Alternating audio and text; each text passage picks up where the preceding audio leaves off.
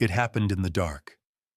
Quiet streets, locked doors, a single command that echoed across a kingdom: arrest them all.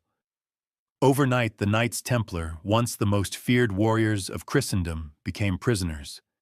Their banners, once symbols of power, were ripped down.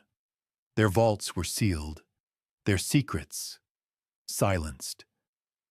But why, what terrifying truth forced the world's most powerful knights into sudden ruin, as though history itself had decided to erase them?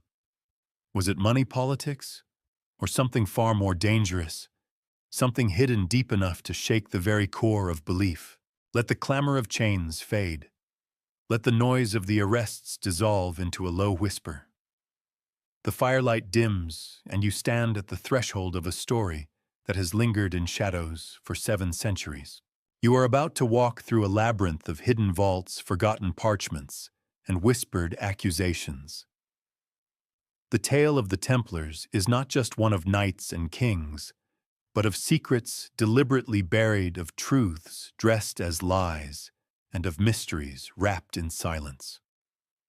Once hailed as defenders of pilgrims and guardians of holy relics, these warrior monks built an empire of wealth, knowledge, and fear. Their downfall was swift, brutal, and suspiciously convenient for those in power. Yet in the ruins of their suppression, fragments remain, fragments that suggest the story told by chroniclers and sanctioned by the Church was never the whole story. As the ruins of Templar fortresses crumble under ivy and stone, their name endures. Some claim their treasure still lies beneath the Temple Mount. Others whisper of secret voyages and hidden bloodlines. What is fact? What is myth? And what did history deliberately try to hide?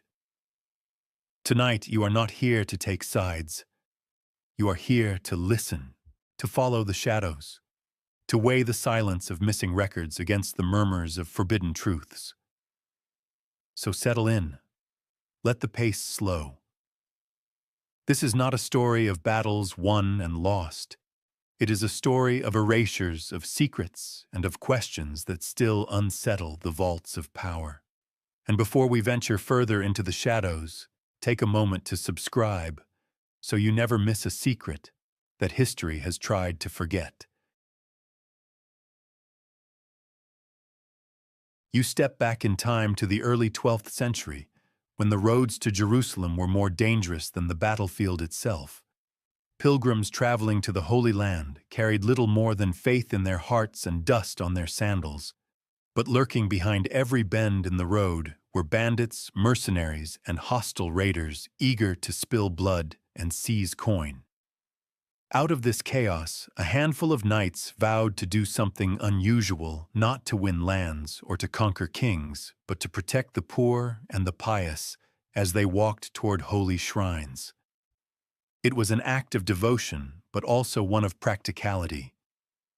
The early Templars, as they would come to be called, were fewer than a dozen in number, scarcely enough to protect even a single caravan. Yet they cloaked themselves in purpose, as if their shields were blessed with more than iron. Their chosen headquarters was no ordinary barracks. It was built on the Temple Mount itself, a site trembling with centuries of sacred memory, which lent them a gravity out of proportion with their numbers. The fact is clear: in 1119, under Hugues de Payens, these men formally established the Poor Fellow Soldiers of Christ and of the Temple of Solomon, sanctioned by Baldwin II, King of Jerusalem. That detail, preserved in chronicles, stands as the order's beginning. But from this small fraternity, something extraordinary took root. Within a few short years, they were no longer anonymous knights wandering the hills of Judea, but an institution that demanded recognition. And recognition came in 1129 when the Council of Troyes officially endorsed them, transforming what might have remained an obscure brotherhood into a sanctioned, papally protected order. The obscure detail that makes scholars pause lies in what followed. Rather than remain a modest guard force, the Templars blossomed almost overnight into an organization with immense privileges, including exemption from local law and direct allegiance to the Pope. It is as though some unseen hand had pressed fast forward, propelling them from obscurity to prominence at a suspicious speed. Even their symbols carried weight beyond expectation. The red cross sewn on their mantles was more than embroidery. It was a silent proclamation that they bled for Christ, but it also drew the eyes of rulers and commoners alike. The simplicity of the emblem masked the complex privileges it represented. This transformation raises the first great question. Did these warrior monks truly grow so swiftly because of piety and papal blessing? Or had they stumbled across something, perhaps beneath the Temple Mount, that convinced the Church to accelerate their rise? If they had uncovered relics, texts, or even architectural secrets, it would explain why Europe's highest powers bestowed upon them liberties unheard of for mere knights. As you picture them now riding in pairs on a single horse, a symbol of their vow of poverty, you cannot help but sense the irony. That image carved into their seal was meant to emphasize humility, yet it became the logo of the richest military order in Europe. The callback to that first night of arrests feels eerie here, because the same qualities that elevated the Templars, swiftness, secrecy, and divine sanction, also planted seeds of suspicion that centuries later would be used to justify their destruction. In their rise, you already glimpse the contours of their fall. The scholarly debate endures: were the Templars simply beneficiaries of papal favor, aided by the need for disciplined protectors in a lawless land? Or was their sudden prominence a symptom of hidden knowledge that the papacy dared not leave outside its control? What is certain is that by the time they expanded beyond Jerusalem into the castles and commanderies of Europe, the Templars were no longer merely monks with swords. They had become an institution, a paradox of humility and wealth, secrecy and spectacle. Their ascent was meteoric, but like all meteors, it carried within it the inevitability of collapse. You move quietly now through a world of parchment and whispers of rules etched in Latin and guarded behind closed doors. Every order has its codes, rituals to shape the soul, to tame the body, to bind the will, but the Templars' rule, known as the Latin Rule, was unlike any other of its time.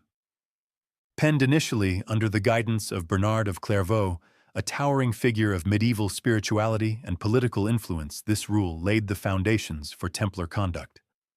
But behind the expected vows of chastity, poverty, and obedience, it harbored strange and rigid instructions, commands that hint at something deeper, something deliberately concealed. The historical record is clear. The Latin Rule began as a concise document in the 1120s, but expanded into a sprawling codebook of over 600 clauses. That's not normal. Monastic rules typically focus on inner discipline and divine contemplation. Yet here, amidst prayers and fasts, lie peculiar directives about how to behave during battle, how to sleep, how to eat, how to bury the dead, how to confess, and even how to speak. Or rather, how not to. Silence was not merely encouraged, it was enforced. Templars were required to eat in silence, travel in silence, even saddle their horses in silence. It's as if secrecy was bred into their bones.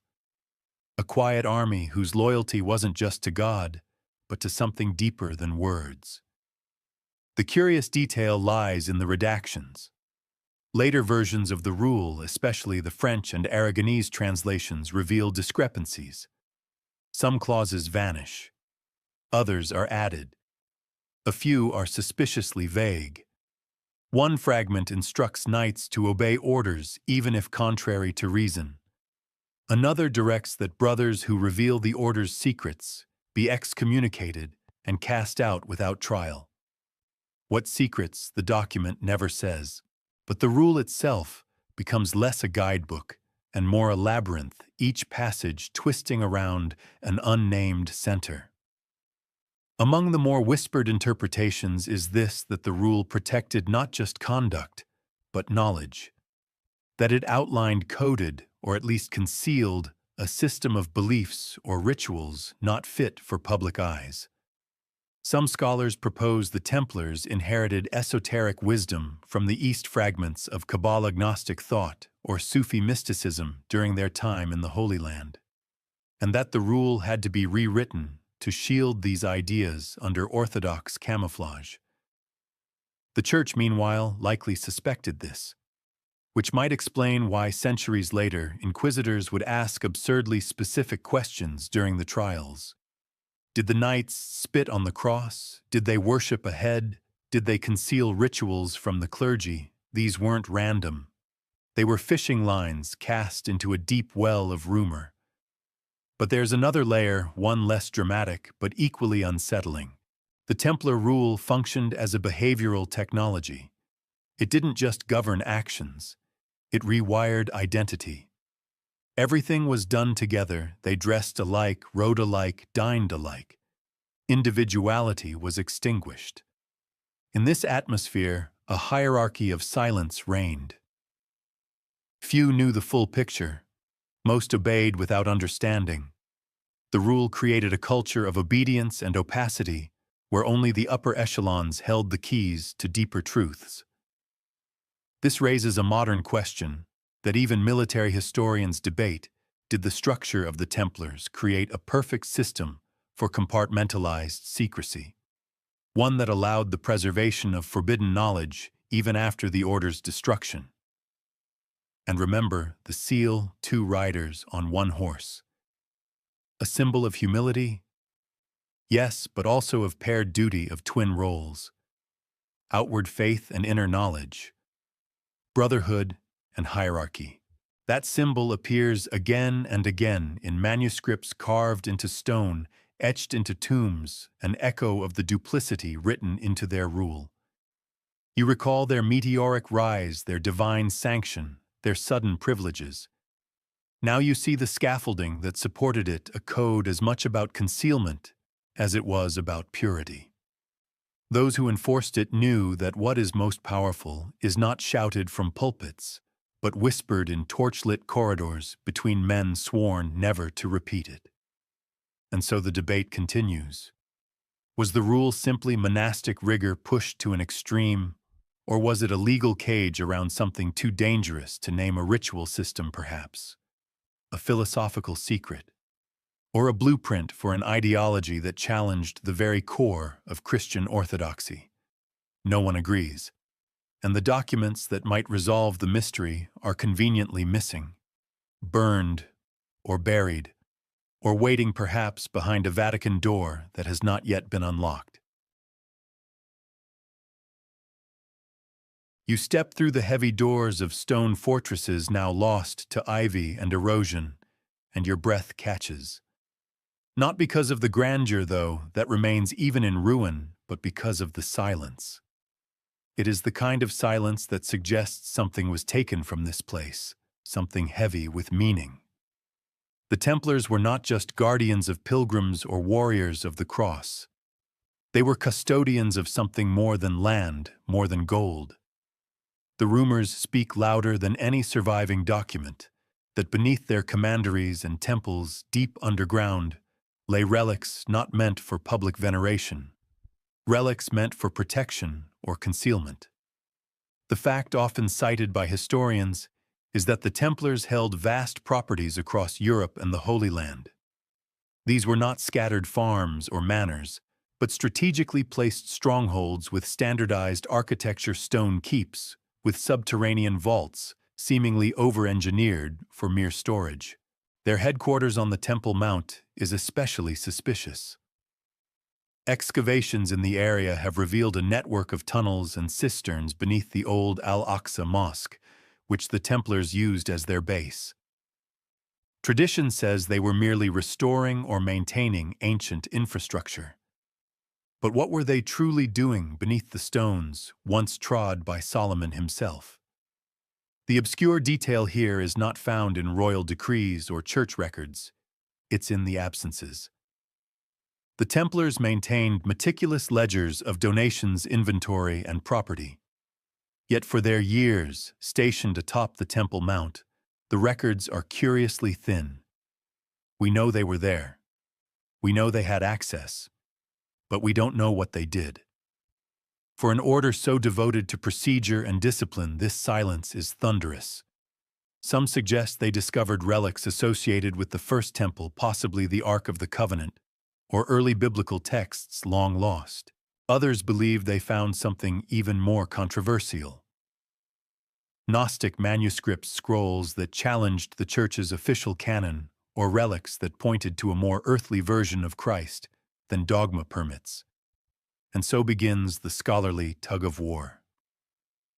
Are these legends just posthumous embellishments born from centuries of romanticism and modern conspiracy culture? Or are they the faint outline of something real, a legacy hidden beneath layers of intentional suppression? A compelling clue lies in the accusations made during the Templar trials. Witnesses under duress, yes, but consistent nonetheless, spoke of strange rituals, secret knowledge, and the veneration of a mysterious object, a severed head said to grant prophecy or power. Could this have been a symbolic relic, a preserved artifact, or the misunderstood icon of an ancient spiritual tradition the Templars sought to preserve? Here you remember the rule again, the cult of secrecy, the enforcement of silence, the threat of excommunication for any brother who revealed the order's hidden matters.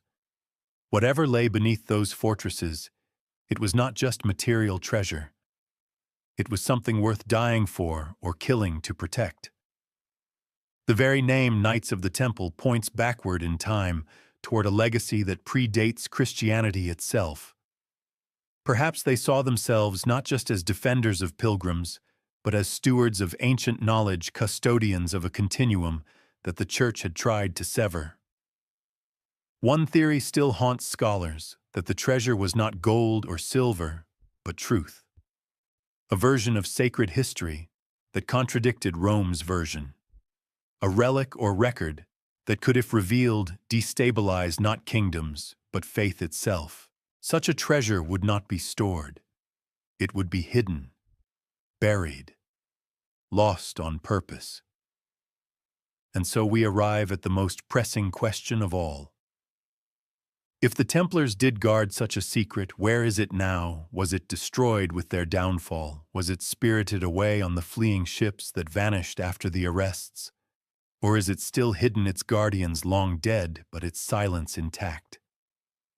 Every locked vault, every missing record, every unexcavated foundation of a former Templar site keeps the question alive. Not because we want to believe, but because history has never dared to answer. You find yourself in a candlelit hall, its walls thick with dust and accusation. Somewhere in the darkness, a word echoes heresy. It rolls through time like thunder, gaining weight and distortion. In the early 14th century, when the Templars were suddenly branded as heretics, it wasn't a quiet legal reclassification. It was a scream, a label hurled like a spear at an order once blessed by God's own representative. What changed? And more importantly, what was heresy supposed to cover up? One fact remains rooted in history. In 1307, the charges against the Templars included renouncing Christ, spitting on the cross, engaging in forbidden rites, and worshipping unknown idols. These accusations weren't whispered by fringe voices, they were broadcast by royal agents and church inquisitors. The timing, however, was uncanny. France's King Philip IV had just drained his coffers in wars and owed the Templars a significant debt. The arrests, trials, and ultimate dissolution of the order conveniently erased that obligation. So yes, there were politics in play, but the scale and specificity of the accusations raise unsettling questions. One obscure pattern emerges in the Confessions brothers, across different regions, under wildly different conditions, referenced similar rituals. A secret induction ceremony, a denial of Christ, a kiss placed on the lower spine. Was this coincidence born of torture or shared experience? Some scholars argue the consistency proves collusion or genuine guilt. Others suggest it reflects leading questions or the universal script of fear. But buried in the interrogation records is something stranger, still references to a secret name whispered during rites. One that doesn't appear in Christian theology. One that some describe as a force, others as a presence, and a few as a being. This points toward the deeper possibility that the Templars during their years in the East absorbed foreign traditions, mystics in Damascus, Sufis in Jerusalem, Gnostic fragments from half-forgotten sects. These would have been encountered not in combat, but in stiller moments during truces or in captured texts. And what if the Templars didn't just study them? What if they wove them into their own theology, a private creed, a mystical thread stitched behind the cross and sword? The memory of their rule returns to you, the one that enforced secrecy and punished exposure. It now reads like more than monastic discipline. It reads like insulation, containment, a means of keeping something volatile from spreading too far, even among their own ranks. Could the very heart of their spiritual practice have drifted from Catholic orthodoxy into a hybrid theology, one too complex to explain, too dangerous to reveal? Historians still divide. Some insist the heresy trials were baseless, a political hatchet job with religious theater. Others suspect there was something unorthodox in Templar belief, something never meant for the masses.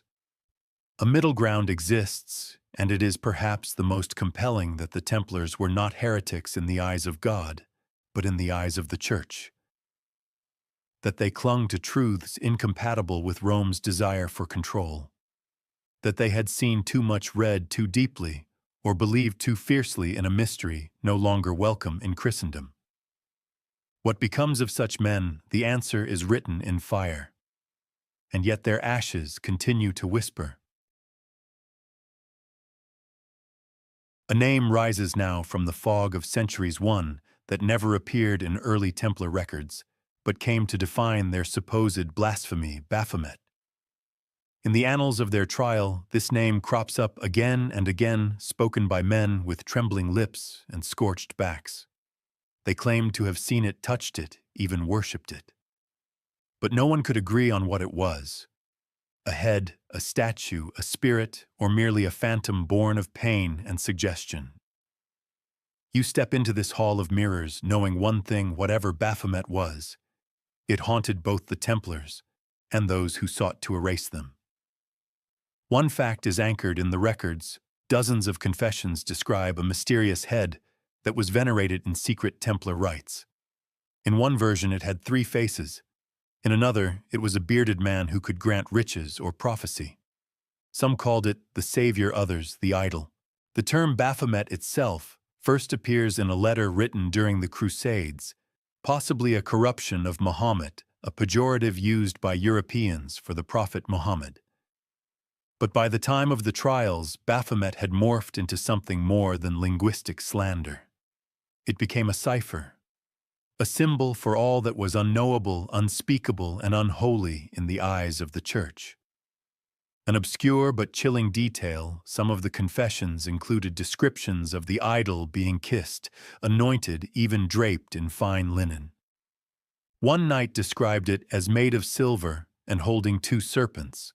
Another said it could speak without breath. These are not the ramblings of a single tortured man. They are fragments from different testimonies recorded in different cities weeks apart. Too scattered to confirm, yet too similar to dismiss. Either these were deeply rehearsed lies or flickers of something real, something shared and sacred. So what was Baphomet? Scholars have wrestled with that for generations. Some see it as pure invention, a product of inquisitorial pressure, and the medieval church's obsession with rooting out hidden heresy. Others believe it was a misunderstood religious icon, possibly a representation of wisdom like the head of John the Baptist, or a relic from a pre-Christian cult absorbed by the Templars in the East. Then there are those who see it as an esoteric symbol, a representation of duality, of balance, of the divine masculine and feminine fused in one form. Later occultists, centuries removed, would reinterpret Baphomet as a horned deity, goat-headed and androgynous, though this image bears no resemblance to the original trial accounts. It's more artistic aftershock than historical echo. Still, the name stuck, and that stickiness is suspicious, because it provided a convenient scapegoat, a clear image onto which the church and the crown could project fear. An enemy you can name is easier to kill. And so Baphomet became the devil that justified the Templars' downfall, regardless of whether it had horns or a halo. Here you're reminded of the silence enforced by the rule, of the rituals described in shadows, of the heresy that didn't quite fit the mold of Satanism, yet disturbed the church all the same. If Baphomet was real to the Templars, it was likely not a god, but an idea, a symbol of forbidden wisdom, a vessel for a truth too contradictory to survive within Christian orthodoxy. And what of the head? If it existed, it has vanished. No record, no relic, no trace. Only sketches in dusty grimoires and speculative treatises remain drawn by men who never saw it. This absence, like so many in the Templar saga, feels deliberate, as if whatever Baphomet was, it was not destroyed but taken, hidden, reserved for those who still whisper the old codes long after the last Grand Master turned to ash. You may wonder why this detail endures, why Baphomet remains a symbol, a meme, even in modern culture. The answer is simple. When truth is crushed under weighty lies, it leaves strange shapes in the soil. The outlines don't fade. They grow sharper, and some names, however distorted, refuse to go quiet. The clang of swords may have forged the Templars' early fame, but it was the soft shuffle of ledgers, not armor, that gave them true power. You step now into a different kind of stronghold, not one lined with archers, but with parchment and ink, where gold moved invisibly across kingdoms without ever leaving its vault. The Templars became more than warriors. They became Europe's first international bankers, and for many that was the most dangerous secret of all. The historical fact is surprisingly unromantic.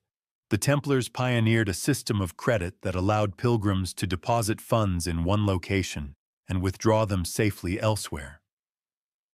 It worked like this: you walked into a Templar commandery, handed over your coins, and received a coded letter.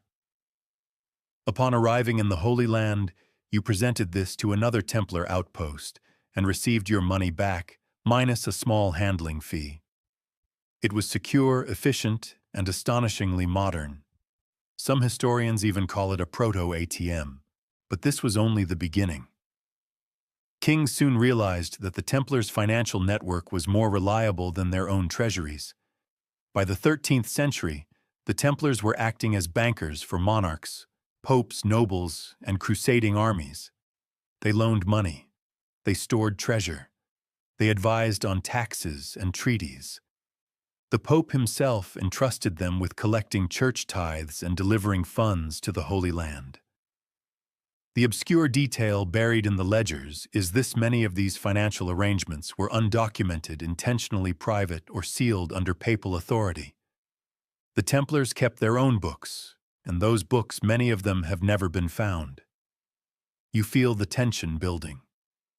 An order of monks answerable only to the Pope, controlling vast liquid assets and vaults, no king could break into what could possibly go wrong.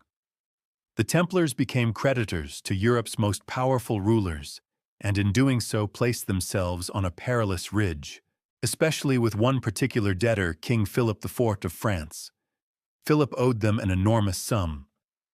War had drained his treasury, and his political ambitions demanded even more.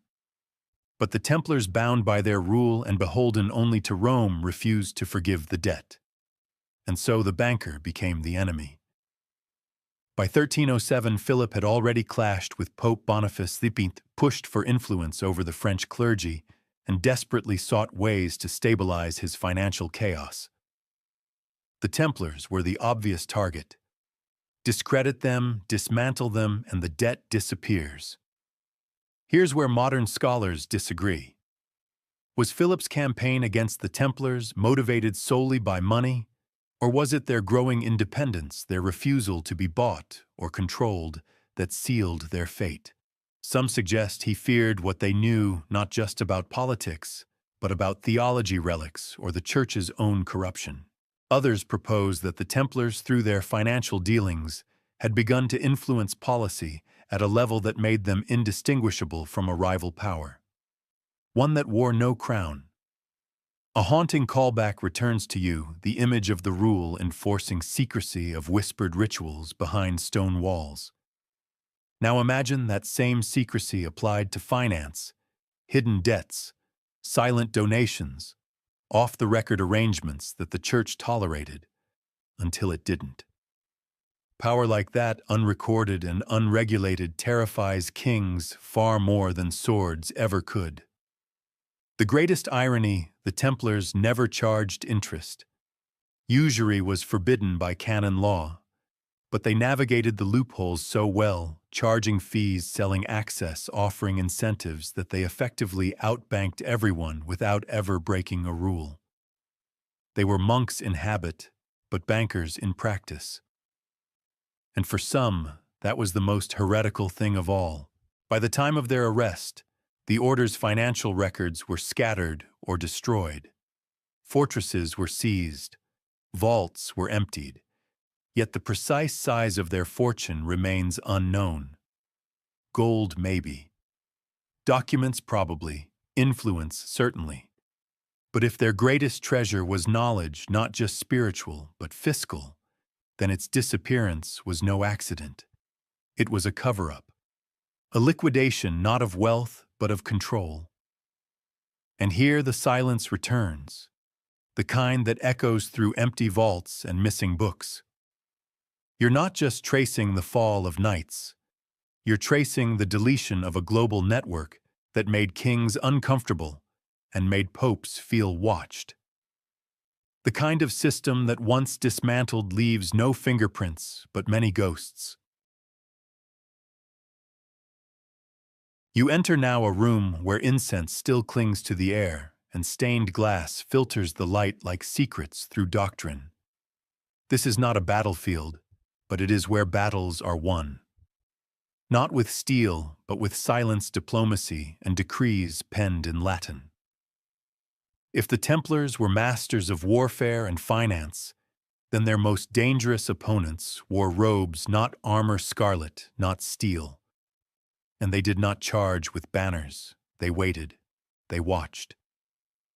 And when the time was right, they wrote them out of history. The fact stands as a matter of record: the Knights Templar answered only to the Pope. That privilege, granted in the early 12th century, placed them beyond the jurisdiction of kings, bishops, or secular courts. They could build chapels without permission, ignore local taxes, and operate outside the usual church hierarchy. For a time, this made them a favored tool of the papacy, a militarized arm of Rome that could project power across continents without raising a single army of its own. But as with any favored child, affection can turn to fear when that child grows too strong. The obscure detail lies not in the papal bulls that protected them, but in the whispers that began to circulate behind cathedral walls. Throughout the 13th century, clerics and bishops voiced unease about the Templars' growing wealth and autonomy. Some accused them of arrogance, others of secrecy, and more than a few hinted that the knights held beliefs they kept well outside the Church's gaze. One chronicler even described them as a kingdom within the kingdom of God, a comment that, while poetic, reads like a warning. There was also rivalry. The Templars were not the only military order in Christendom. The Hospitallers, who began with a medical mission, rose in parallel and eventually outlasted the Templars. While their relationship was often cooperative, it was not without tension. And some speculate that papal advisors favored one order over the other, subtly shifting influence to prevent any single group from growing too dominant. This all came to a head during the papacy of Clement V, a French pope installed under pressure from King Philip IV. Clement found himself pulled between two worlds, loyalty to the Church and dependence on the French crown. When Philip launched his sudden campaign against the Templars in 1307, Clement hesitated, but ultimately capitulated. Some say he was manipulated, others that he feared what the Templars might reveal if left unchecked. Either way, his papal authority, once the Templars' greatest shield, became the hammer that struck them down. You recall their rise, their divine sanction, their vows of silence, their whispered knowledge. Now consider how those very traits became weapons in the hands of their enemies. Secrecy became suspicious, wealth became greed, isolation became arrogance, and heresy. That was simply the word chosen to make the destruction palatable. The Church, after all, had much to lose. If the Templars truly held relics or knowledge that challenged official doctrine, if they questioned the resurrection, the role of Christ, or the authority of Rome, then their silence was no longer admirable. It was dangerous. And a church that could not control them had only one option left: to erase them. The debate among scholars remains sharp-edged. Was Clement a puppet of the French king forced to betray a loyal order? Or was he a willing participant, fearful of the secrets the Templars might expose? A middle view suggests a slower corruption, a gradual distancing, as Rome began to feel the uncomfortable weight of the very power it had helped create. And what of those scarlet-robed enemies? Their names are rarely remembered, their deeds recorded in quiet footnotes. Yet they were the ones who moved the levers, whispered in ears, and sealed fates with wax and ink. They didn't need swords. They had theology. And they knew that in the end, heresy burns just as hot as treason. The torches blaze brighter now, not in ceremony, but in fury. You are no longer in a chapel or a keep. You're in a palace where ambition outweighs faith, and the scent of power is more intoxicating than incense. At the heart of the Templars' destruction stands one man, Philip IV of France. Tall, cold-eyed, and often called Philip the Fair, he ruled not with charisma, but with calculation. If the Church whispered about the order's heresy, it was Philip who roared, and his roar echoed into the dungeons. The historical fact remains stark and inescapable. On Friday, October 13, 1307. Philip ordered the simultaneous arrest of every Templar in France. It was a military operation, not a clerical one. A dragnet that swept from Paris to the provinces, carried out with brutal precision. That date, Friday the 13th, would become a superstition etched in Western memory, but the Templars had no time for omens. Their chains were real, their tortures immediate. And their king, not merely a betrayer, a tactician. Why Philip moved so swiftly has always been contested. The obvious answer is debt. He owed the Templars vast sums from his military campaigns. By dissolving the order, he could cancel the ledger.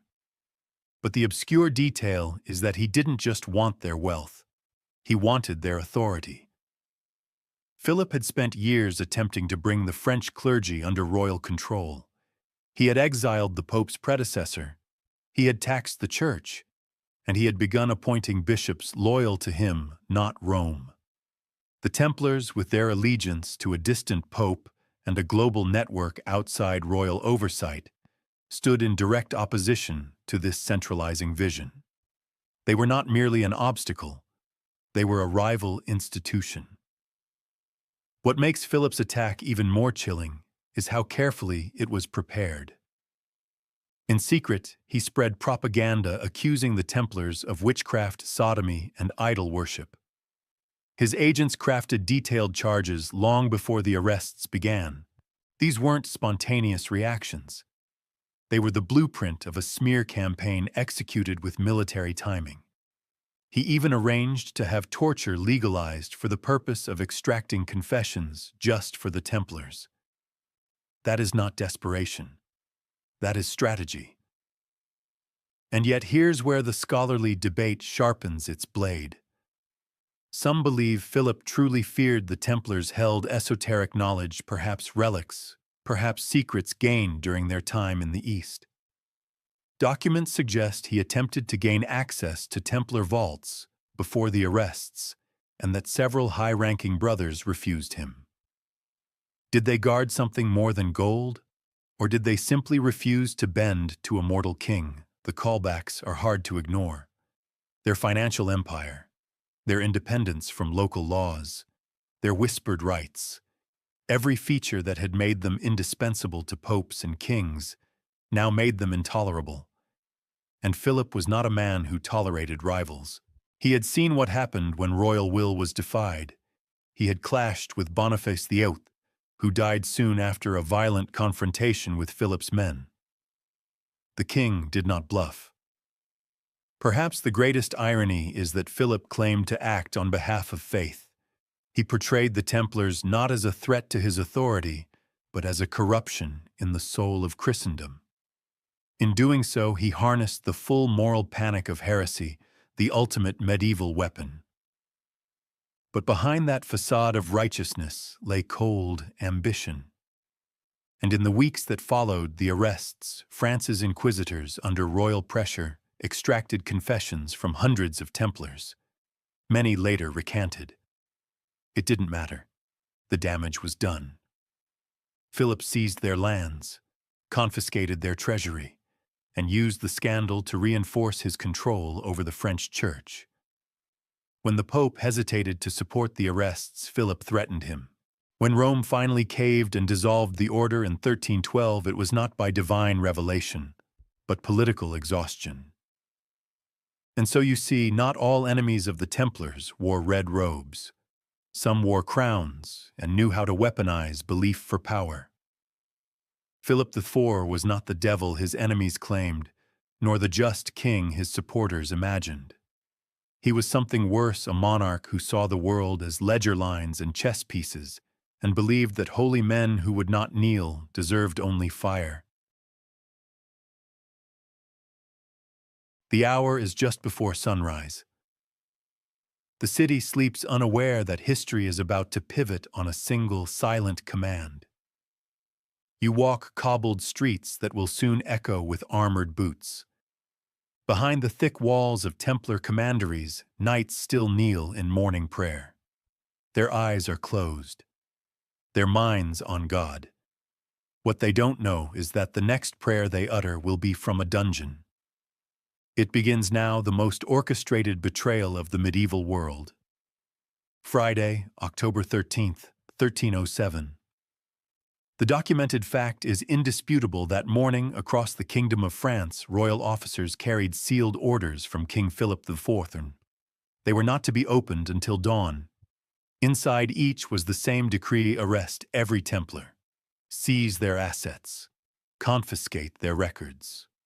No exceptions. The operation spanned hundreds of locations, and the coordination was stunning. Historians still marvel at the sheer logistics, how a medieval monarch with no phones, no trains, no electricity managed to pull off the most synchronized mass arrest in European history. But the obscure details lie in what followed. The knights caught off guard offered almost no resistance. They were obedient, disoriented. Some thought it was a clerical mistake. Others believed it was a local dispute. None could imagine it was a death sentence. They were taken to city prisons, castle dungeons, and makeshift holding cells. And then the real machinery began to move. In Paris alone, over 100 Templars were interrogated within days. Many were tortured. The Pope, still not informed, was hours behind the king's plan. By the time Rome knew, the world had already shifted. The question that haunts scholars is simple. How did no one warn them? The Templars had agents, allies, and sympathizers in every court. They were known for their intelligence network, for messages encrypted in ciphers, for rumors passed through stable boys and cellar doors. Yet not a single meaningful leak, no mass flight, no hidden escape plan. Either their enemies outmaneuvered them completely, or more disturbingly, the Templars believed they were untouchable. You recall their unwavering loyalty to the Pope, their status as a papally sanctioned order. Perhaps they believed Rome would protect them.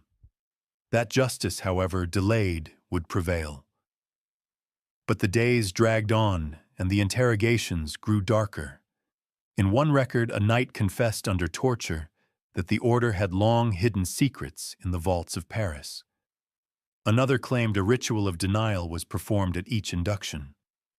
A third, barely alive, spoke of a bearded head kissed during prayers. The confessions conflicted, yet each was accepted as truth. There were exceptions. Some knights refused to speak even under agony. Others recanted the moment the torture ended. But these voices were drowned out by the roaring machinery of the king's justice. The public began to whisper.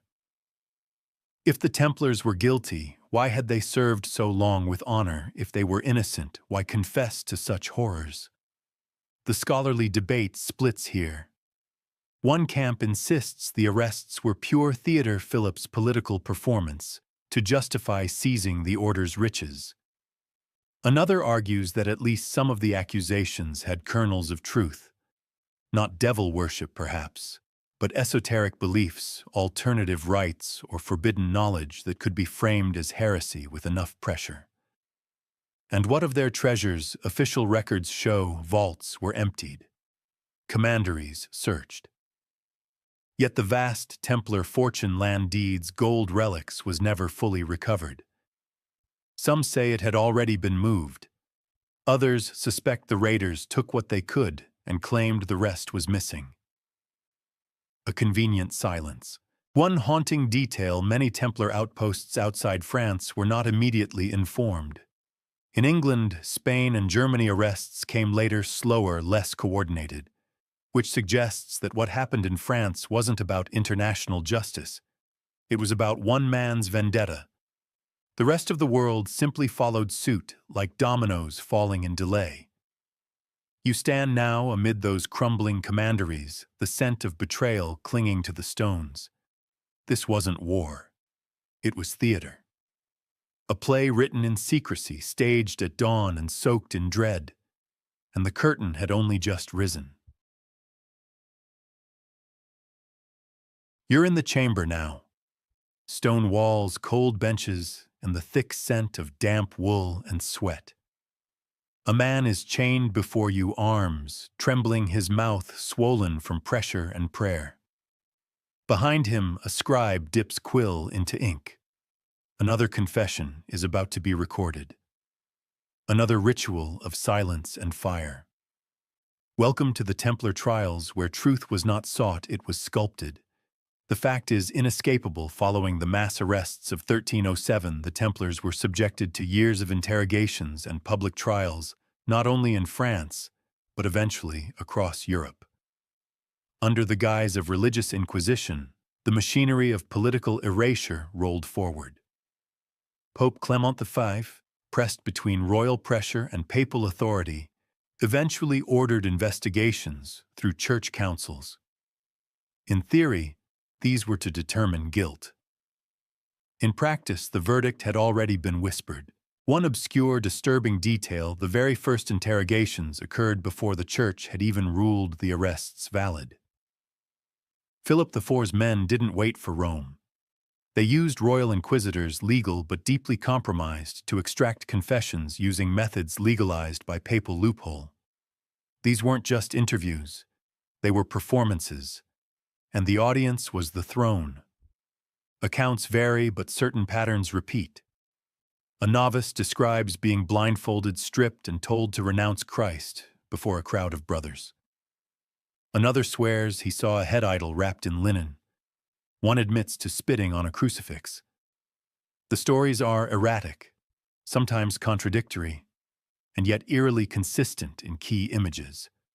a head, a kiss, a denial. Were they planted ideas or rituals glimpsed through distorted memory, and then there's the silence? Some Templars said nothing even under torture.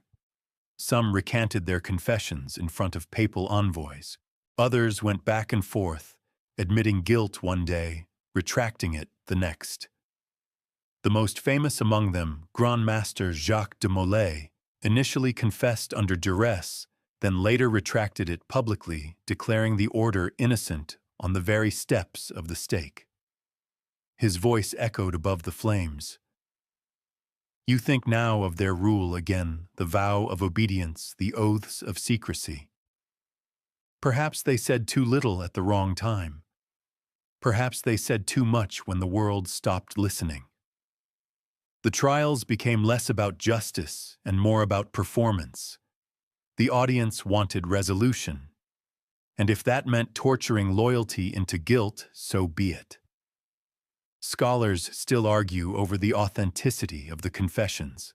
Were they merely the echoes of pain or fragments of forbidden knowledge cracked open under duress? A recent re-examination of trial transcripts shows deliberate patterns, questions repeated across regions, confessions edited before being entered into final records and witnesses, conveniently forgetting what might exonerate. The system wasn't built to discover the truth. It was built to erase a threat, and it worked. With every confession, public opinion shifted. The myth of the holy warrior faded. The caricature of the heretic took its place. When the trials ended, the order had not merely been condemned, it had been rewritten. Yet something still lingers.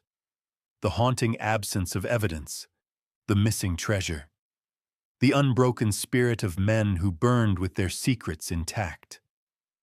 The confessions remain on parchment, but the truth is not in the ink. It's in the pauses, the contradictions, the sighs too soft for scribes to hear. This was not just the trial of knights. It was the trial of memory, of mystery, and it taught every power that followed church crown or otherwise that truth, when inconvenient, can always be rewritten in ash. Now step behind the veil, past the flames, beyond the chains, and into a quiet Vatican archive where dust has softened the sharpest truths. Here lies a parchment no one expected to find. For centuries, historians believed the Church had condemned the Templars alongside the French crown, sealing their fate as heretics. But this document, unearthed only in the early 21st century, tells a different story. It does not whisper. It contradicts. And it complicates everything.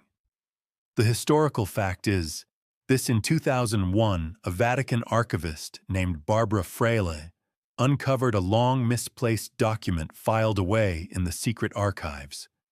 Known now as the Chignon Parchment, it dates back to August 1308 and records the private findings of Pope Clement V's envoys, who interrogated several top-ranking Templar leaders, including Jacques de Molay and Geoffroy de Charnay. The parchment reveals that these men, though initially confessing to some of the charges likely under duress, were ultimately absolved by the Pope himself. He granted them forgiveness, restored them to communion, and crucially did not declare the order heretical. This is not legend. It is Latin black ink on yellowed parchment bearing the papal seal, and yet for 7 centuries it sat buried, misfiled, ignored, or perhaps deliberately forgotten. The timing of its disappearance raises eyebrows. Because while Clement V may have offered spiritual absolution in private, he allowed Philip IV to destroy the order in public. The parchment shows a pope trying to navigate 2 storms, preserving the Church's authority while not provoking a king with daggers already drawn. The obscure but chilling detail lies in the disconnect between word and deed. If Clement absolved the Templar leadership in 1308, why 4 years later did he formally dissolve the order at the Council of Vienne? Why allow their lands to be confiscated, their leaders executed, and their name cursed for generations. Some say he was cornered, Philip's influence too strong, the political damage too deep to repair. Others suggest Clement feared what the Templars knew. That absolution may have been a spiritual formality, a way to clear his conscience while letting history do its worst. This discovery reignites the question scholars have long wrestled with. Were the Templars victims of politics or custodians of something that frightened even the Vatican? The Chinon parchment doesn't exonerate the order completely. It acknowledges irregularities. It refers to misguided practices. But it stops short of declaring them heretical. In doing so, it exposes a layered truth that the Templars were not martyrs or monsters, but something more dangerous, ambiguous. And ambiguity in the medieval world was intolerable. You return now to earlier images, the enforced silence of their rule, the accusations of strange rituals, the head named Baphomet, the missing records. Everything hinges on this parchment. Not because it answers all questions, but because it proves the Church knew the narrative was incomplete, knew the order deserved more than fire, and chose for reasons still debated to remain silent.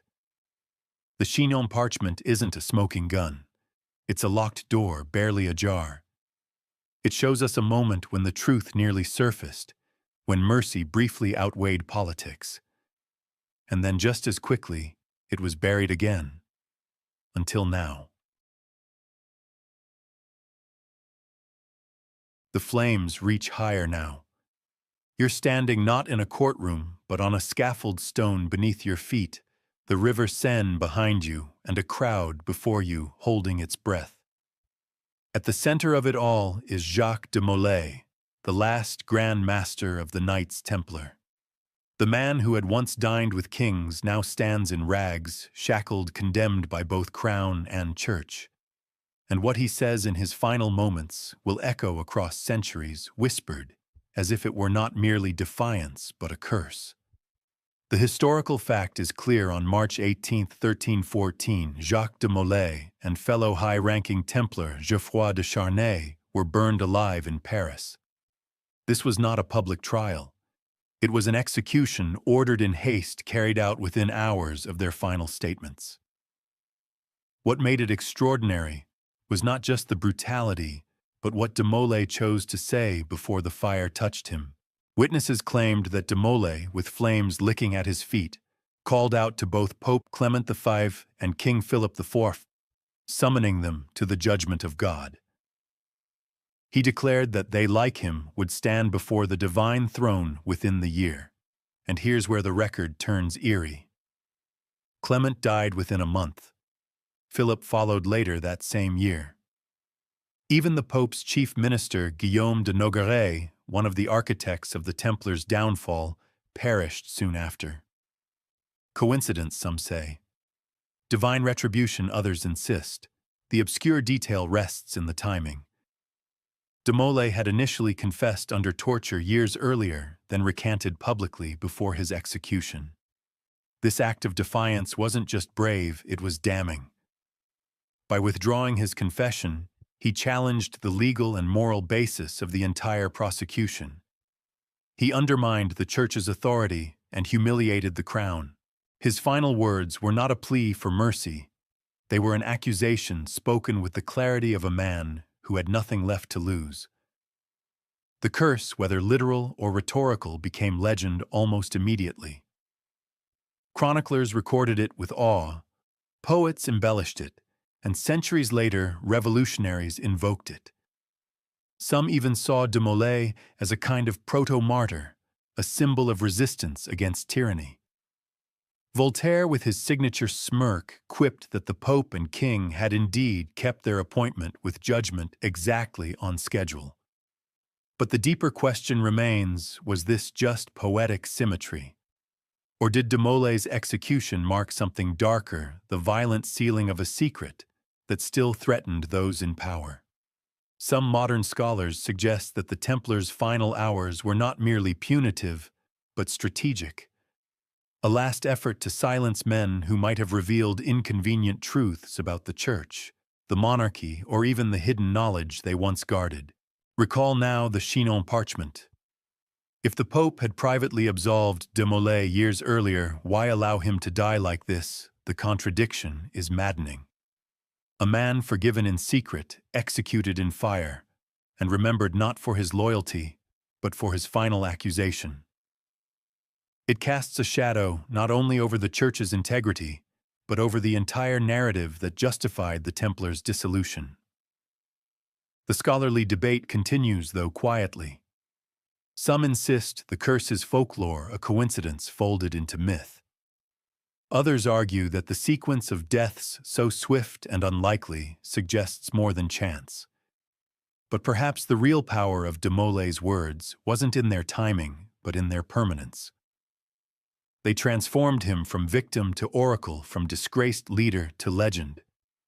You can almost hear him now above the roar of the flames, "You who judge us falsely, I summon you to the court of God." That sentence, once spoken, could never be unsaid.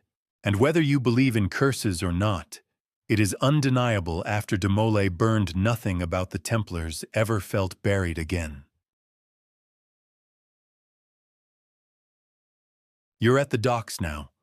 The sky is gray, the sea restless. The port is empty, or so the records claim. But beneath the surface of forgotten ledgers and missing manifests, there's a shadow gliding through the water.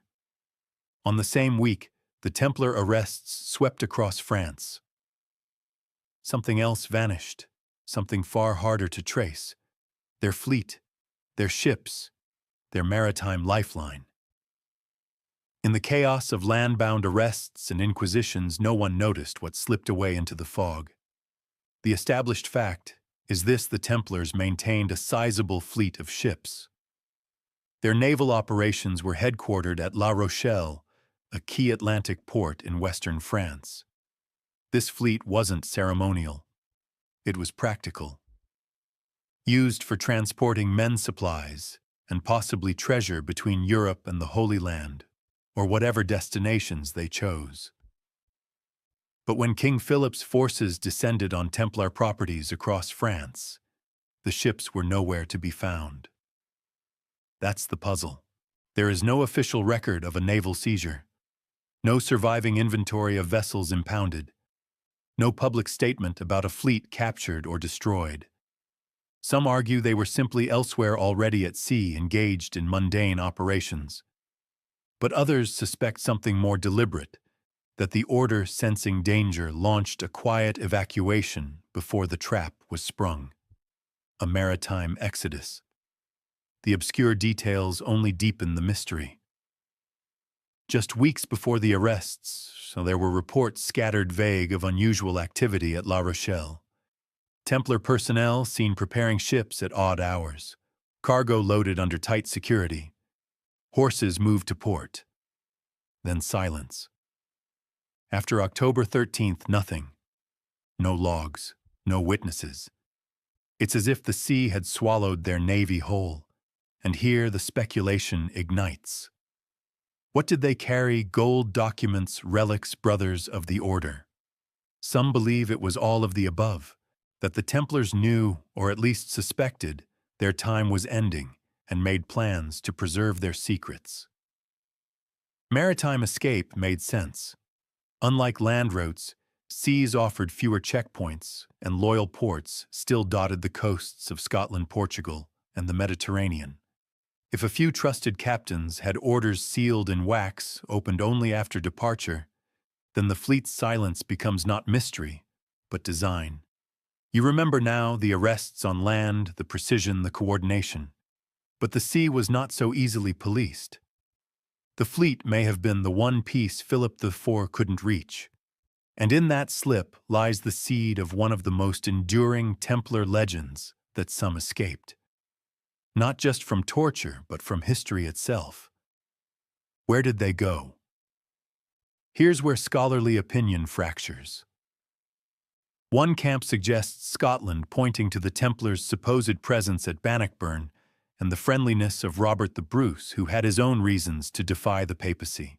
Others point to Portugal, where the Templars were legally rebranded as the Order of Christ and allowed to continue their operations in full view with new robes, but the same infrastructure.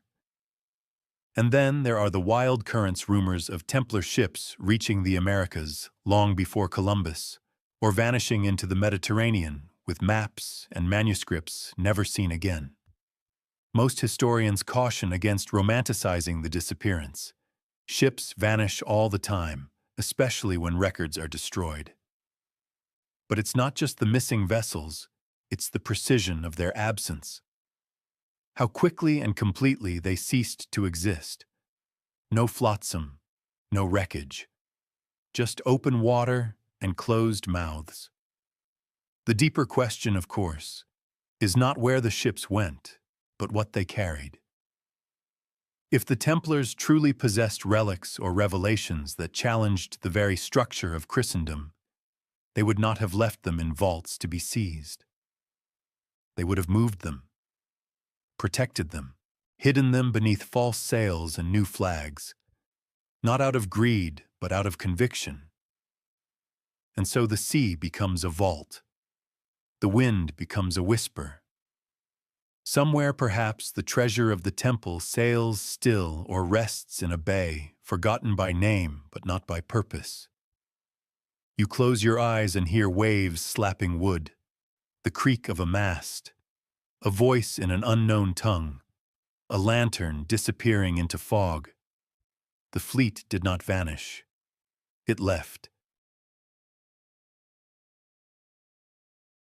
Now the path winds north, away from the cathedrals and courtrooms, across mist-covered moors and wind-swept cliffs. You find yourself in Scotland, where stone towers rise like memories and oaths are still carved into granite. If the Templars escaped the purge in France, this is where their trail runs cold or begins again. For in the shadows of rebellion and exile whispers grow louder that they survived here in secret, and that their swords were drawn one last time, not for Jerusalem, but for a battlefield named Bannockburn. The historical fact often repeated is this: in 1314, just 3 months after Jacques de Molay's execution, Scottish forces under Robert the Bruce defeated the English army at the Battle of Bannockburn, securing a major turning point in Scotland's war for independence. It was a stunning victory achieved despite being outnumbered and out-equipped.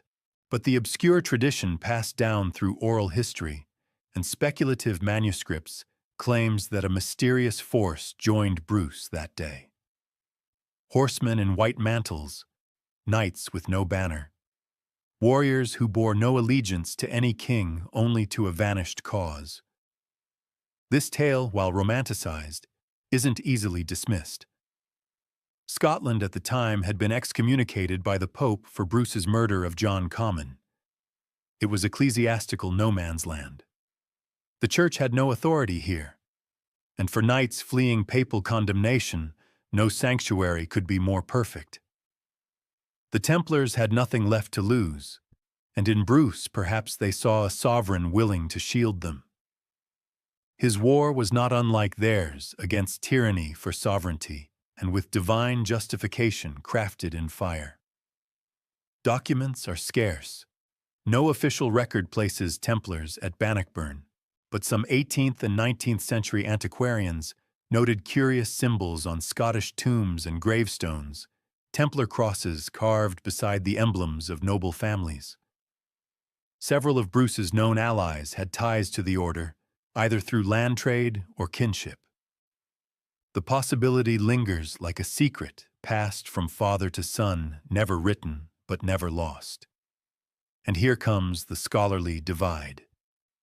Some call the idea of Templars fighting at Bannockburn pure legend, a nationalistic embellishment crafted centuries after the fact. Others argue that the absence of written proof is itself suspicious. The Templars, after all, were experts in secrecy. If they did survive, they would have done so quietly, blending into existing networks and orders. Scotland's relative isolation from Rome's authority would have made such integration not only feasible but smart. The callback is sharp: the vanished fleet, the disappearing gold, the missing records. If the Order had orchestrated an escape, Scotland would be a logical endpoint. From here, they could fade into society or reassemble under new banners. Some even suggest they founded early Masonic guilds, craftsmen who passed knowledge through stone and symbol far from inquisitors' reach. Yet perhaps the most haunting legacy is not organizational, but ideological. The spirit of the Templars' resistance, autonomy, divine secrecy seems to echo in Scotland's own stubborn independence. In rebellions, covenants, and clandestine councils, the cultural memory holds space for warrior priests who never surrendered, even after their world burned. There's one more thread. The Rosslyn Chapel, built in the 15th century by the Sinclair family, descendants of a prominent Scottish noble house, has long been associated with Templar symbolism. Carving star alignments and floor plans that some say echo Solomon's Temple. It's speculative, yes, but it hints that the Templars didn't just survive here, they built. You stand now at the edge of those mists, listening not for battle cries, but for hooves in the fog. Whether they rode at Bannockburn or disappeared into the glens, one thing feels certain. The fire that consumed them in France did not reach these shores. Here the memory lives, not in monuments or manuscripts, but in the silence between stones. Now you shift west, following the last embers of the Templar story, to a land where fire did not consume, but transfigured. Portugal, distant from the centers of ecclesiastical power and tangled European courts, became something rare in the 14th century, a refuge. Not because it lacked orthodoxy or allegiance to Rome, but because its king understood something few others did, that the Order of the Temple was not an enemy to fear, but an engine to repurpose. The historical fact stands clear in 1319, 5 years after the Templars were dissolved by papal decree. King Dinis of Portugal requested and was granted permission to establish a new military religious order. It was called the Ordem de Cristo, the Order of Christ. Its lands, castles, and holdings, the same that had belonged to the Templars. Its members, many of the same men. And its structure nearly identical, save for its new name and nominal realignment with the Church. It wasn't a burial. It was a resurrection. But the obscure detail lies in the cleverness of the transformation. Dinis was no mere opportunist. He negotiated with Rome, skillfully positioning the new order as both loyal to the Church and essential to Portuguese security. The papacy, perhaps eager to tidy up the Templar crisis without inflaming local tensions, agreed. And so in Portugal alone, the Templars lived on not in exile, but in uniform with papal blessing and royal protection. The switch was so seamless that to outsiders it looked less like reinvention and more like sleight of hand. You remember now the rule, that labyrinthine code of secrecy and hierarchy. Imagine its culture transplanted whole into a new vessel with new symbols sewn onto old cloaks. The Order of Christ inherited more than property. It inherited an ideology, a system of rituals, and perhaps, according to some certain artifacts and scrolls, that had vanished elsewhere. Under the Order's banner, Portugal would rise in the coming century as a naval powerhouse. Prince Henry the Navigator, central figure of the Age of Discovery, served as Grand Master. His explorations along the African coast and later toward India and Brazil were financed in part by the Order. Templar gold, reshaped as Christ's mission, now rode the waves to the edges of the known world. Scholars debate how much of the original Templar essence remained intact. Some argue the Order of Christ was little more than a convenient legal shell, stripped of the esoteric traditions and secret knowledge its predecessor was accused of harboring. Others see continuity in symbols, architecture, and cryptic references buried in shipping logs and royal correspondence. The Red Cross of the Templars continued, subtly altered, but unmistakable, adorning sails, coins, and tombs for generations. Then there are the maritime maps. Portolan charts attributed to Portuguese cartographers contain astonishing detailed coastlines rendered with a precision centuries ahead of their time. Some theorists cautiously or boldly, depending on their circles, suggest the knowledge preserved by the Templars, perhaps gained during their time in the Levant, found its way into these maps. They were never shared, only shown to those within the order. Not because they were commercially valuable, but because they held secrets not meant for common view. And then the question returns. What else did the Templars bring into this new incarnation? Was the Order of Christ merely a safety net for a displaced military elite, or a secure vault for relics, records, and rituals that could not be extinguished? The Church, having expunged the Templar name from its annals, seemed content not to look too closely. Portugal, in return, never burned a Templar at the stake. You listen now for echoes in stone, the commandery at Tamar, still standing, its spiral staircases and starry ceilings, humming with geometry and memory. The chapel's design suspiciously similar to the Dome of the Rock. The murals that blend Christian themes with strange Eastern flourishes. It does not feel like a new order. It feels like an old one wearing a different mask. In France, the Templars were ashes. In Portugal, they became wind, sailing farther than ever before, not as heretics, but as navigators of empire. Now the sea stretches before you, wide, shimmering, unknowable. But not to everyone. For centuries before Columbus ever set sail, rumors flickered in and out of port taverns, monastery libraries, and royal chambers. Rumors of maps that showed lands beyond the edge, of sailors guided not by luck, but by something older, something inherited. You lean over one of those ancient charts, now ink-fading coastlines, imperfect, but unmistakably familiar. And there in the corner, a symbol, a red cross, not of any country, but of a brotherhood said to have vanished, or rather, adapted. The historical fact is intriguing. Portugal's age of discovery was led in large part by the Order of Christ, the legal successor to the Knights Templar. Prince Henry the Navigator, its Grand Master, funded expeditions that mapped West Africa and launched Europe into global navigation. His ships bore a distinct red cross, strikingly similar to the one worn by Templars in the Holy Land. This continuity of imagery has never been convincingly explained away. It lingers like the scent of old smoke traces of a fire someone tried to extinguish.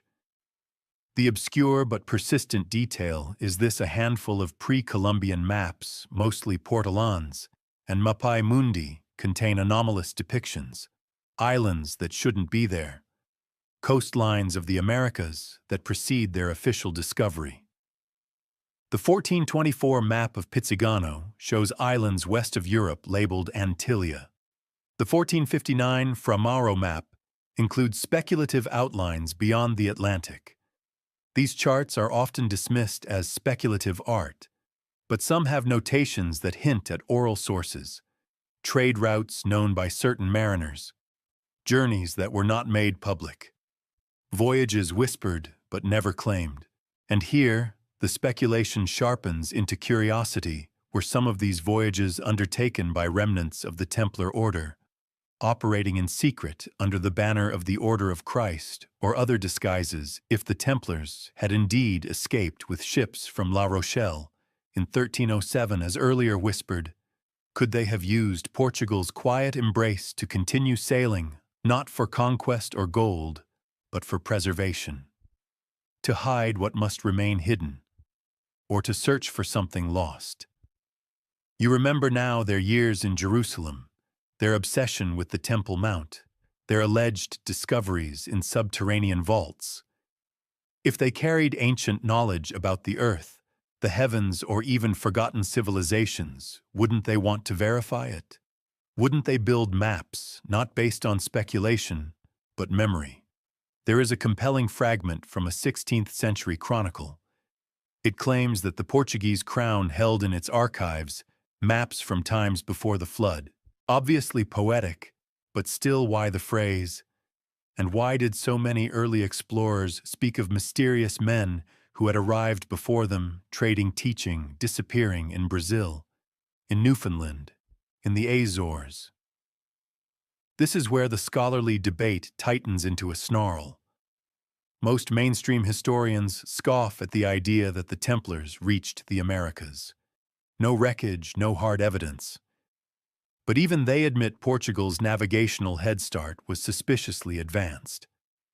They had techniques, dead reckoning, celestial navigation, ocean current modeling that seem refined beyond their supposed origin point. And the Order of Christ operated with remarkable secrecy. Not every voyage was recorded. Some were kept internal under papal privilege. Here's where the callback hums like a taut string: the rule of silence, the ritual of compartmentalization, the centralization of knowledge in the hands of the few. The same tools that had preserved their inner workings in France now applied to exploration. Maps shared only among brothers. Destinations passed down by word, not by ink. And so you are left with a haunting possibility: that the Templars, having survived the pyres of Europe, helped light a fire across the oceans. That their legacy was not just in stone and sword, but in wind and chart. Not as conquerors, but as shadows moving west. You stare again at the map. There is no proof. Only ink, too early symbols, too familiar, and silence, so much silence that it almost screams. Now the story returns to flesh and bone, to lineage and legacy. You followed the Templars across battlefields, through vaults, into fire and ocean. But what if what they protected wasn't just treasure or truth, but people living blood? Breathing heirs. For centuries, a theory has refused to die, that the Knights Templar were not just guardians of relics, but of a bloodline.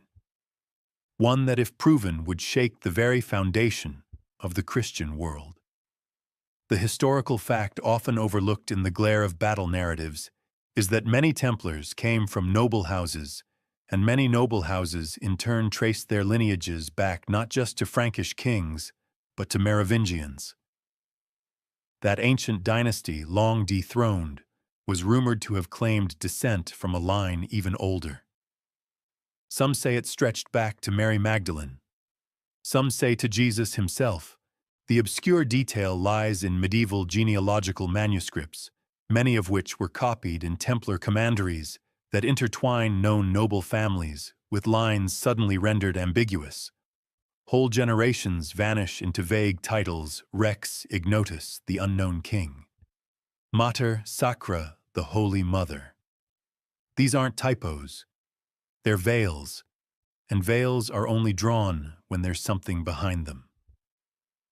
The theory gained traction in later centuries through heretical gospels and esoteric writings, especially after the discovery of texts like the Gospel of Philip and the Gospel of Mary Magdalene, which suggest a closer relationship between Jesus and Mary than canon admits.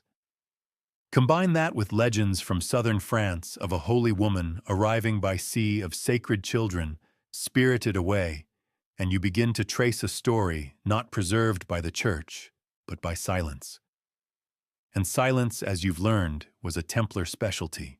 Here's where it turns sharp: if a bloodline did exist, real or rumored, someone would have had to protect it. Not in the pages of Scripture, but in the world of diplomacy, secrecy, and steel. The Templars, with their unique independence and fortified infrastructure, were uniquely suited to such a task. Their commanderies offered safe passage, their wealth ensured anonymity, and their rule absolute obedience. No questions, only preservation. But is there evidence? Not directly. No scroll bearing a Christic family tree has surfaced. No child was ever named. And yet the architecture of the theory persists, especially in the Languedoc region of France, where Cathar heresies bloomed, and where the Church fought hardest to stamp out unorthodox belief. It was there that some of the last independent Templar holdings stood. It was there that legends of sang real the royal blood first took shape, not as metaphor, as lineage. Scholars split into fierce camps. For some, the bloodline theory is post-medieval invention, a romantic attempt to link holy mystery with dynastic ambition. For others, it's a narrative that aligns too cleanly, too persistently, across too many unrelated sources to be ignored. They argue that the Church's suppression of heretical gospels, the Templars' sudden fall, and the enduring secrecy surrounding certain noble houses all point to something larger, something still protected. And the callback again is impossible to ignore. The Chinon parchment with its quiet absolution. The fleet that vanished without a trace. The resettlement in Portugal. If the Templars were truly hiding a lineage, they succeeded. Because if the bloodline survived, it did so without fanfare, without a crown, and without a tomb bearing its name. You lean back not in certainty, but in wonder. The Templars may have carried gold, they may have buried books, but the most valuable thing they could have guarded was life itself, a living thread from a story the Church tried to close. A truth not carved into stone but passed hand to hand, hidden in plain sight, growing old, bearing children, waiting, and maybe, just maybe, watching still. You're in a village now, a quiet place somewhere in Europe. It's centuries after the fires went out, and the Templars are long gone. Officially. But as you walk past an old church, something catches your eye. A stone etched with a familiar shape. A cross, not just any, but the equal-armed red cross of the Knights Templar, subtly worked into a corner no one was supposed to notice. And once you see it everywhere. Carved into gravestones, hidden in floor mosaics built into the geometry of cathedrals. They were supposed to be gone, their name condemned, their memory erased. So why do their symbols keep showing up? The historical fact is this: after the order's dissolution in 1312, all surviving properties, insignia, and traditions were supposed to be transferred to the Hospitallers or destroyed. This was not a suggestion. It was a papal mandate. Yet the Templar cross, the dual rider seal, and specific architectural motifs continued to appear in buildings constructed long after the last Grand Master burned. In some places like Portugal, this was explained away by the seamless transition into the Order of Christ. But elsewhere in France, in Germany, in even more distant lands, the symbols appeared without explanation. Quietly, persistently. One obscure but striking example is the round church design, an architectural echo of the Church of the Holy Sepulchre in Jerusalem, which the Templars had adopted as their blueprint. These round churches, with central altars and outer ambulatories, were meant to mimic sacred geometry. After 1312, they should have ceased construction, and yet new round churches appeared in regions where no Templar properties were supposed to remain. Built by guilds, funded by unnamed donors, designed with secrets in stone. Another example, grave markers. Across Europe there exist burial stones bearing Templar-style crosses and cryptic inscriptions long after the order's fall. Some scholars dismiss these as coincidence or errors in identification. Others point out the consistency, the precision of the angles, the placement of the cross relative to the body, the use of unusual symbology, including stars, spirals, and squared circles, all elements associated with esoteric branches of medieval Christian mysticism. And then there's the callback, the rule, the silence, the compartmentalization, a structure designed not just to protect knowledge but to preserve continuity. It's easy to imagine how a core group of Templars, scattered but disciplined, could have maintained their symbols through generations, passed through stonemason lodges, embedded in local folklore, hidden in plain sight, not as resistance, but as remembrance. This is where scholarly debate stirs uncomfortably. Some argue that symbols linger for aesthetic reasons, that the Templar brand had prestige even posthumously, that builders and families used it to imply nobility even when the association was tenuous. But others suggest something more, that the symbols were not ornamental, but intentional. That they marked safe houses, initiated members, or encoded knowledge about locations, rituals, or even lost relics. Consider the churches where certain symbols only become visible when sunlight passes through stained glass at a specific angle, or the floor tiles arranged in sequences that mirror Hebrew or Gnostic numerology. These patterns didn't happen by accident. Someone designed them, and someone ensured that knowledge endured long after the last official Templar rode into the fire. In places like Tamar Roslin and beyond the stone whispers. And what it says is this: the order may have died, but it was never meant to vanish. Its symbols were seeds, left behind not to decorate, but to awaken. You walk on now through towns that no longer remember the trials or the politics, but still kneel beside crosses with arms of equal length, unaware. Perhaps that was always the plan. To speak not through proclamations, but through architecture, through placement, through resonance, to leave behind signs that would not save but would remind. The flame consumed the order, but the symbols, they survived, and they are still watching. Now you find yourself in a stone hall lit not by candles, but by low, deliberate lanterns. The air hums with ritual, and the symbols around you, compasses, squares, all-seeing eyes, are strange yet oddly familiar. You're not in a Templar commandery, at least not in name. You're in a Masonic lodge. A few centuries have passed, but something lingers here. A thread, a code, a legacy. Could it be that the Templars, extinguished by crown and cross, survived not through swords, but through symbols? Through oaths, rewritten robes, retailored, and rituals softly reborn. The historical fact is this: Freemasonry as an organized fraternity emerged in the early 18th century, particularly in England and Scotland. But the oldest surviving Masonic documents reference much older traditions, some claiming descent from medieval stonemason guilds, others hinting at spiritual or chivalric orders lost to history. Among these origin myths, one stands out with enduring resonance: the Knights Templar.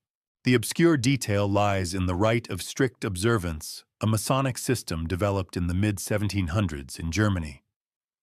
It explicitly claimed that Freemasons were the heirs of the Templars, and that their rituals, ranks, and secrets descended directly from the suppressed order. Its founders even claimed contact with mysterious, unknown superiors, invisible leaders believed to be remnants of the original brotherhood. Though mainstream Masons later distanced themselves from these more esoteric traditions, the influence remains etched in the lore. Masonic degrees often include symbolic death and rebirth, trials of silence, veiled references to Solomon's temple. Even the Masonic mythos surrounding Hiram Abiff, builder of the temple, echoes the Templars' alleged fascination with the same sacred structure in Jerusalem. You recall now the rule that emphasized secrecy, the symbols that wouldn't die, the silent vaults beneath stone commanderies. All of that finds a new echo in Masonic halls. Skeptics argue this is coincidence, that Freemasonry drew upon the same cultural and religious symbols simply because they were available.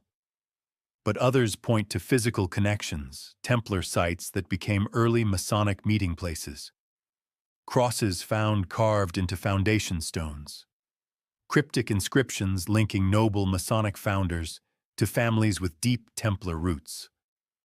In Scotland, particularly, the connection tightens.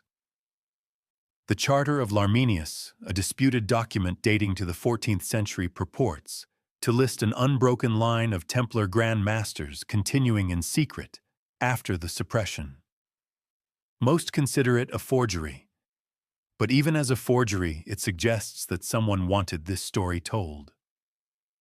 The callback here is Rich, the Vanished Fleet, the Scottish refuge, the reuse of symbols in architecture. If even a small remnant of Templars survived and chose not to rebuild openly, where else could they go? Into trade guilds, into fraternal orders, into allegory, where swords are replaced by squares, where faith becomes philosophy. But here's the twist: if the Templars did evolve into the Freemasons, something changed. Their mission, their identity, their rituals, once militaristic and overtly Christian, became more universal, more moralistic, more allegorical. Perhaps it was necessity, perhaps it was transformation, or perhaps the truth was always deeper than creed, rooted not in doctrine, but in preservation, in survival through adaptation. Even today, some Masonic rites include references to the temple. Initiates wear sashes with 8-pointed crosses. The language may differ, but the cadence feels familiar. And in certain lodges, older than others, there are chambers beneath the main floor. Chambers where records were once kept, where initiations were silent, where perhaps something older still lingers. The scholarly debate remains unresolved. Was the Templar connection to Freemasonry a conscious continuation, a later Romantic insertion, or both? Most historians lean toward caution. But even they admit, for a supposedly extinguished order, the Templars cast a long and geometrically precise shadow. And maybe that was the plan all along: not to conquer, but to endure. Not to scream from pulpits, but to whisper across centuries. Not through armies, through architecture, through fraternity, through ritual. You leave the lodge now, but the echo remains. A secret order reborn as a secret society. Different robe. Same silence. Now you descend stone underfoot, torchlight flickering off iron hinges. This is not a battlefield, nor a lodge, nor a ruined commandery. This is a vault, a real one. Beneath the Vatican lie corridors stacked with knowledge scrolls rolled in silence, parchments pressed between centuries. Here in the secret archives, now rebranded more politely as the Apostolic Archives, lie documents no public scholar may read without permission. And among them, it is whispered, lie the truths the Templars took to the pyre. The historical fact is, the Vatican Apostolic Archive spans over 50 miles of shelving. Much of it is open to qualified researchers, but only after formal requests, reviews, and months of waiting. Some documents remain permanently restricted. Others are technically accessible but so fragile, untranslated, or unindexed that they may as well be hidden.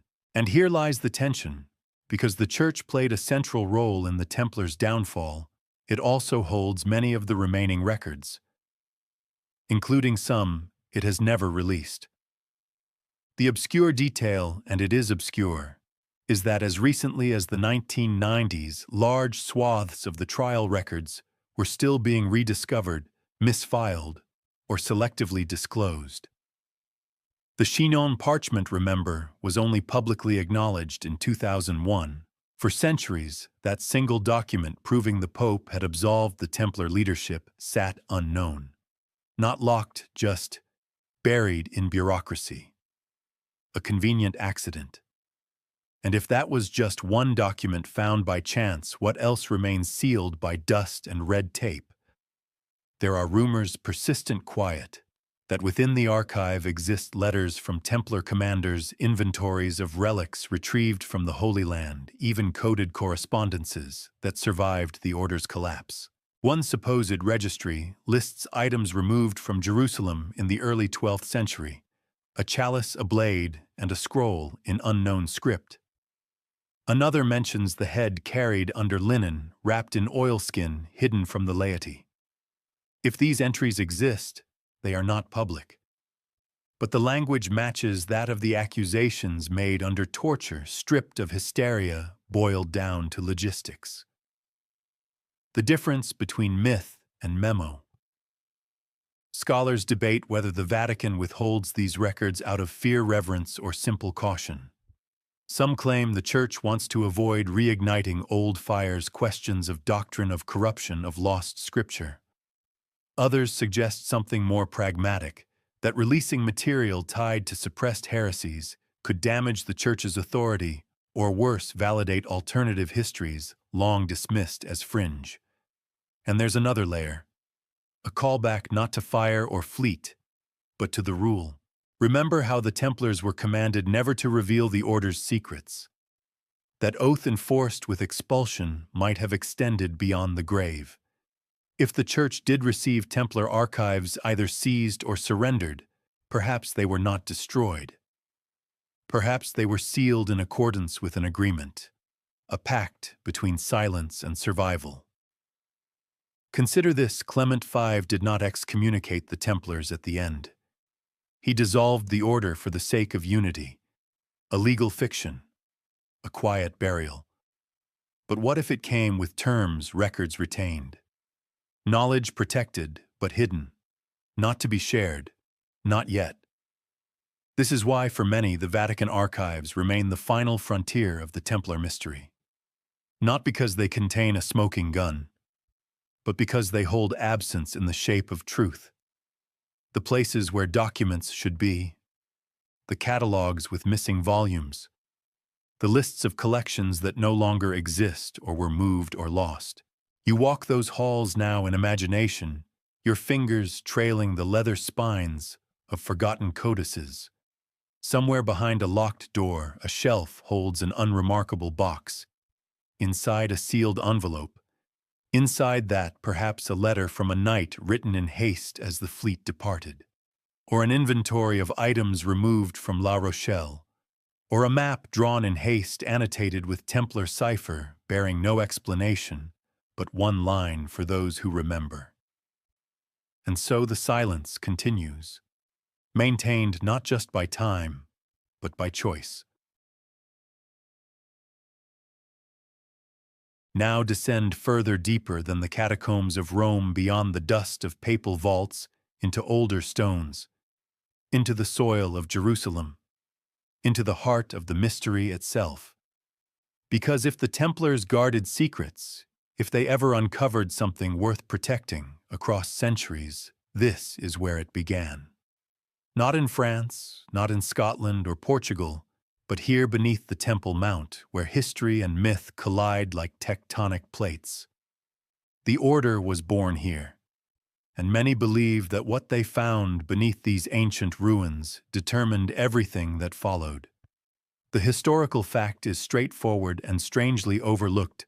The original headquarters of the Knights Templar was located on the Temple Mount, in a building believed to have once been part of the Al-Aqsa Mosque complex. They arrived in Jerusalem around 1119 and were granted permission by King Baldwin II to occupy the site. The Crusaders believed the mosque stood atop the ruins of Solomon's temple. To them, it was sacred ground, closer to God and to mystery than any cathedral could ever be. But the obscure detail, and it's a curious one, is that for nearly a decade the Templars did not fight. While other Crusader forces engaged in active warfare, the early Templars, small in number, were not on the front lines. What were they doing instead? According to some accounts, they were digging. Archaeological investigations in the 20th century found tunnels and shafts beneath the Temple Mount that suggest organized excavation. Not random looting, but strategic engineered searching. This is where the speculation catches fire. What could they have found? Some propose it was treasure gold relics from the Jewish temple, even the lost menorah or the Ark of the Covenant. Others believe it was knowledge, scrolls written before Christ, blueprints of Solomon's temple, Gnostic texts, or even earlier records tied to Egyptian or Babylonian mysticism. The wildest theories propose contact with something non-human, divine, angelic, or extraterrestrial. But even without stretching that far, the mere recovery of documents contradicting church orthodoxy would have been explosive. One often cited medieval source, William of Tyre, wrote that the Templars had no fixed rule in their early days and that their conduct was unusual. That may have been a criticism of their unorthodox structure, or a veiled reference to something else.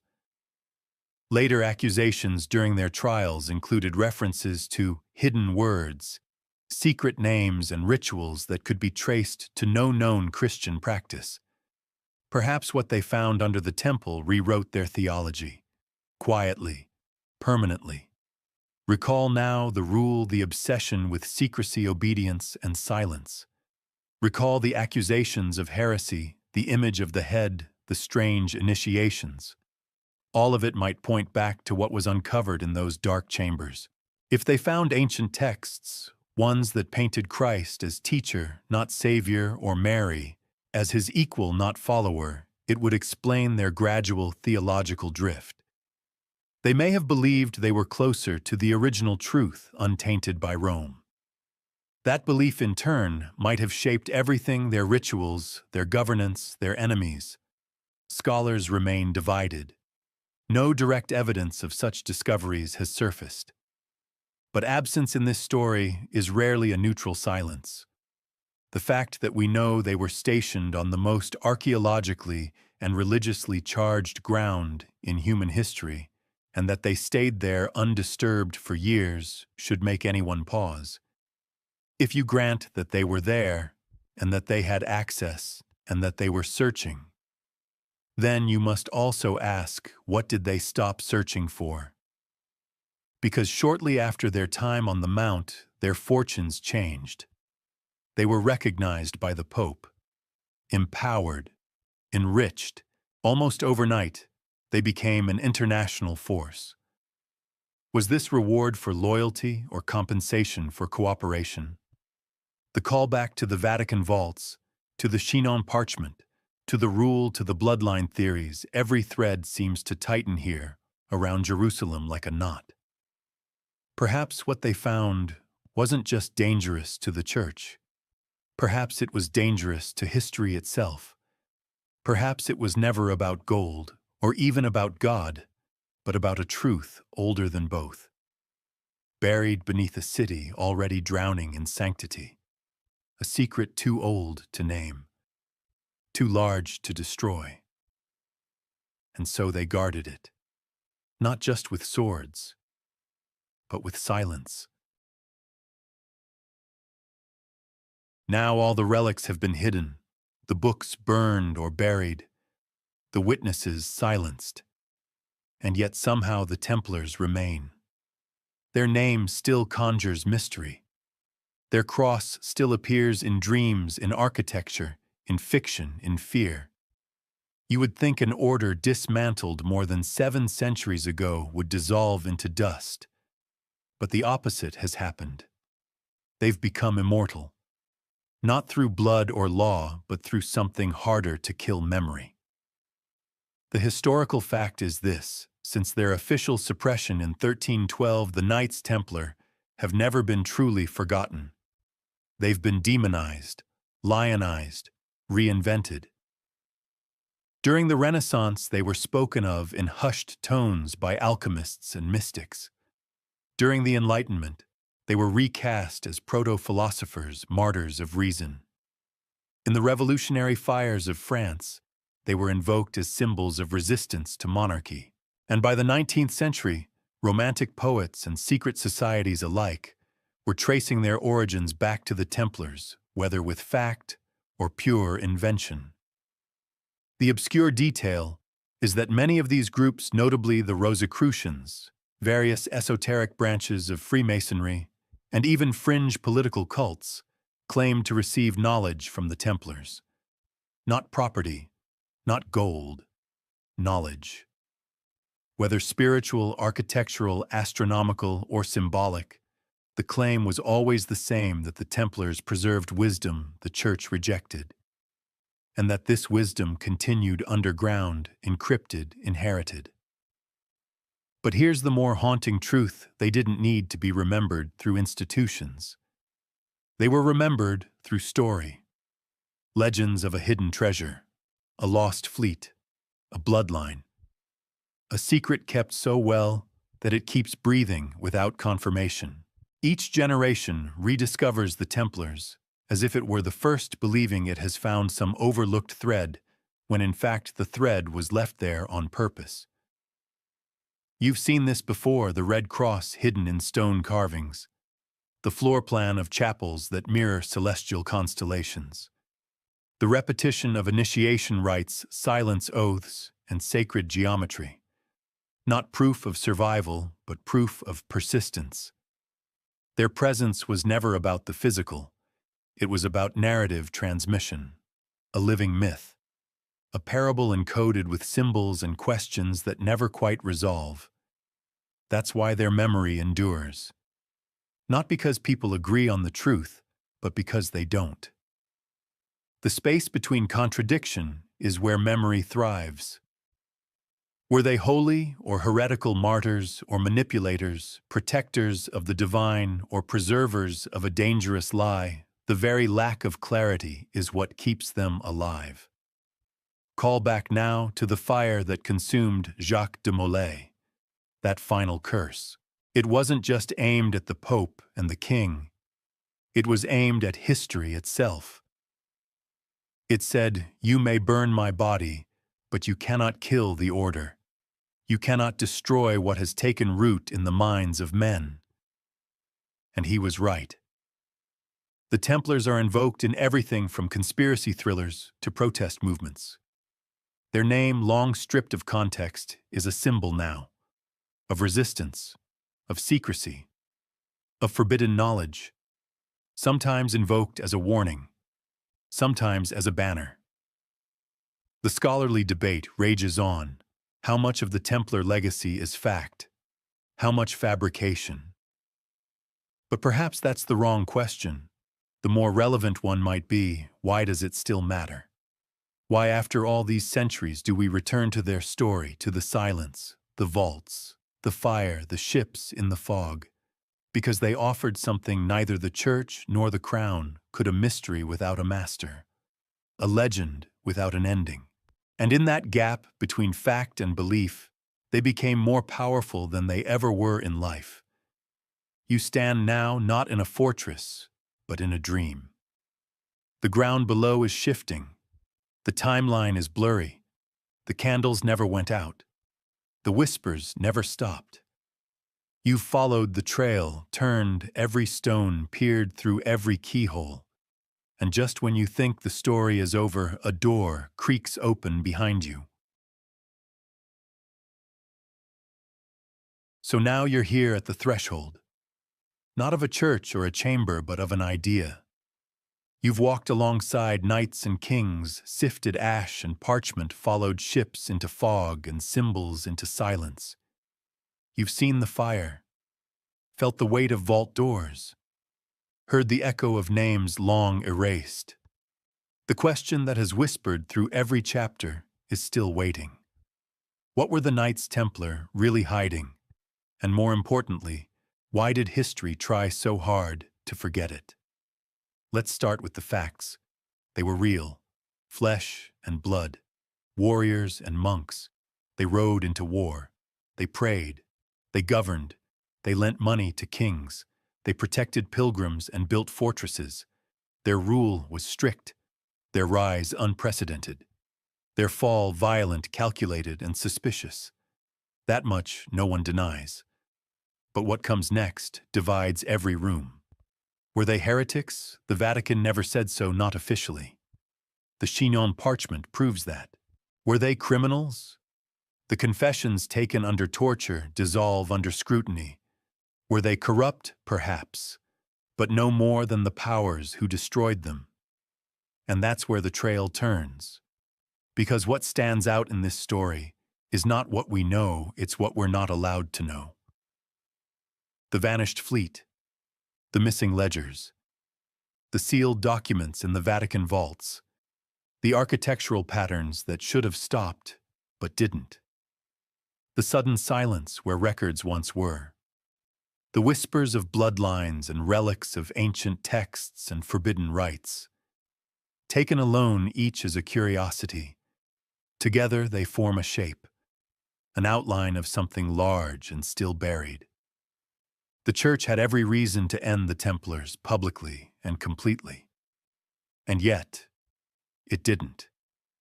It absorbed their lands, but not their knowledge, dissolved their name, but not their structure. In places like Portugal, it let them live just with new robes. Why preserve a system unless it still held value?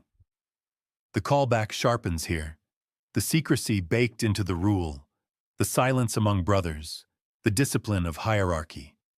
It wasn't just about religion, it was about insulation, containment, preservation. So what did they guard? Theories abound.